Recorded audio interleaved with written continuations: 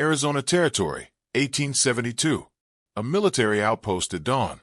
The sky bleeds red and orange as the sun rises over the desert. Kaiah. Apache woman, 26, warrior and survivor, imprisoned. Jacob Stone, cowboy/ranch hand, 28, conflicted and weary. Sergeant Bryant, U.S. Army officer, 45, hardened and cruel. Nash, another cowboy, 32, callous and opportunistic. A military outpost. Kaiah sits against a wooden post, hands and feet bound in heavy iron chains. Her clothes are torn, face bruised, but her eyes burn with unbroken defiance.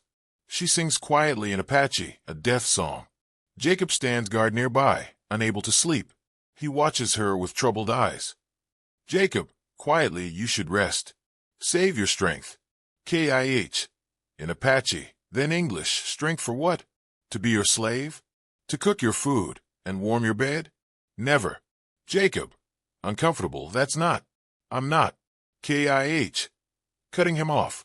You wear different clothes than the soldiers, but you stand with them. You are them. Silence. Jacob looks away, shame flickering across his face. Jacob, the sergeant said you killed 2 men. Said you're dangerous. Kaiah. Fiercely, they came to my village. They killed my husband, my son, my mother. I am supposed to be dangerous. Jacob. Softly, I'm sorry for your loss. Kaiah. Spitting near his feet, keep your sorry. It means nothing. Words from your people mean nothing. Treaties mean nothing. Promises mean nothing. Sergeant Bryant and Nash approach as the sun begins to rise. Bryant carries a bill of sale. Bryant, Stone. You made your decision? The Apache woman, $20, and she's yours. Good worker once you break her spirit. Jacob. Hesitant, sir. I came here to collect strays for the ranch. Not to. Nash. Laughing crudely, not to what? She's prime property, Stone. Young, strong. Could give you sons to work your land. Kaiah. In Apache, then English, venomous. I would kill any child before I let it carry the blood of my people's murderers. Bryant. Backhanding her casually. Shut your mouth, savage. Jacob flinches, but doesn't intervene. Kaiah's lip bleeds, but she doesn't cry out. Bryant, $20, Stone. That's less than a good horse. Hell, I'm being generous. She should have been hanged with the others. Jacob. Quietly, why wasn't she? Bryant. Shrugging. Governor wants us showing mercy to the squaws. Makes for good press back east. Says we're civilizing them. So instead of the rope, we sell them to ranchers. Everybody wins. Kaiah. Laughing bitterly, everybody wins. Except the ones in chains. Jacob pulls out a worn leather purse. His hand shakes slightly. He counts out $20 in coins and bills. Bryant snatches it, grinning. Bryant, smart man. You need papers saying she's legally yours? Jacob, no. Just give me the key to the chains. Nash. Warning, watch yourself with this one. She's got fight in her. Sleep light, or you might wake up with a knife in your ribs. Kaiah. Staring at Jacob with pure hatred. If I had a knife, you would already be dead. Bryant hands Jacob a large iron key and walks away laughing with Nash. Jacob stands there, looking at the key, then at Kaiah. The sun rises fully now, bathing everything in harsh light. Jacob. Approaching slowly, I'm going to unlock these. Don't run.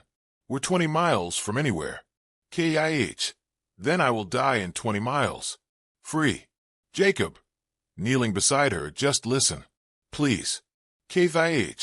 I would rather die than listen. Rather die than be yours. Rather die than speak your language. Eat your food. Sleep under your roof. Death is freedom. You are chains. Jacob unlocks the chains around her ankles first. The metal falls away with a heavy clank. Kaiah doesn't move. He reaches for her wrists. Jacob. Voice breaking, I'm not. I didn't buy you to own you. Kaiah.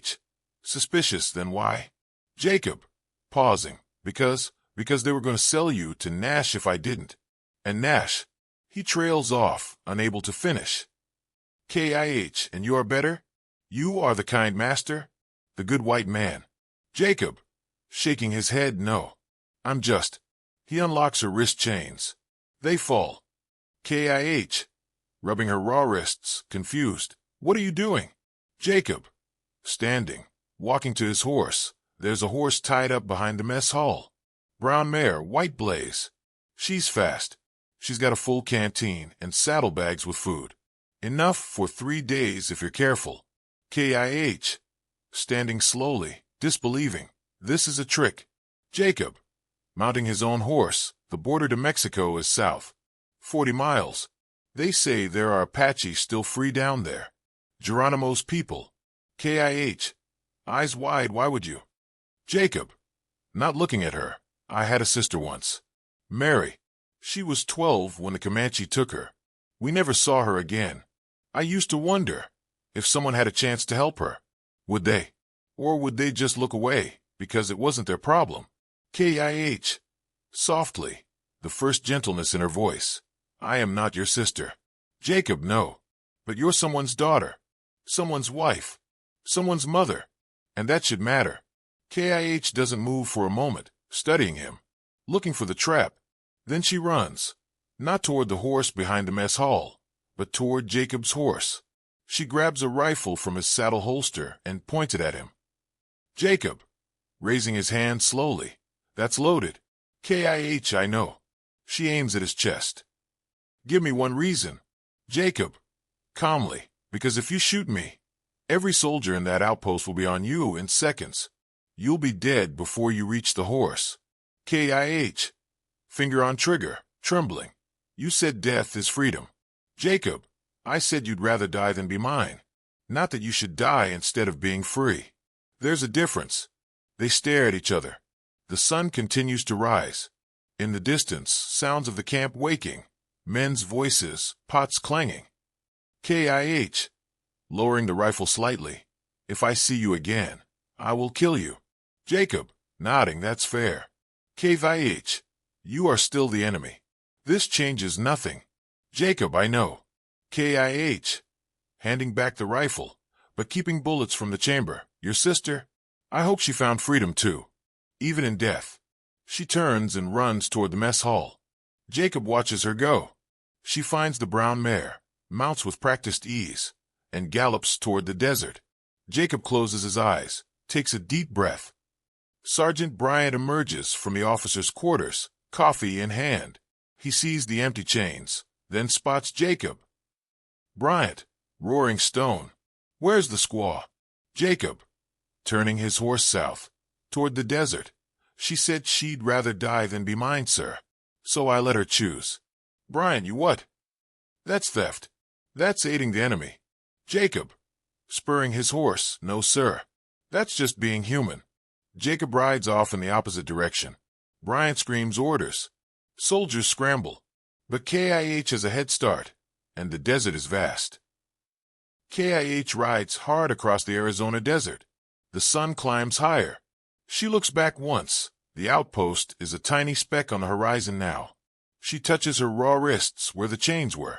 Then she looks forward, toward Mexico, toward freedom, toward her people. She kicks the mare faster and lets out a fierce, triumphant cry that echoes across the emptiness. Far behind, Jacob rides east, away from the army, away from the war, toward something he doesn't have a name for yet. Maybe redemption, maybe just peace. He doesn't look back. During the Apache Wars, thousands of Native women and children were imprisoned, enslaved, or killed. While this story is dramatized, it represents the real courage of Apache women who chose death over subjugation, and the rare instances when individual conscience overcame institutional cruelty. The fight for indigenous freedom and dignity continues today.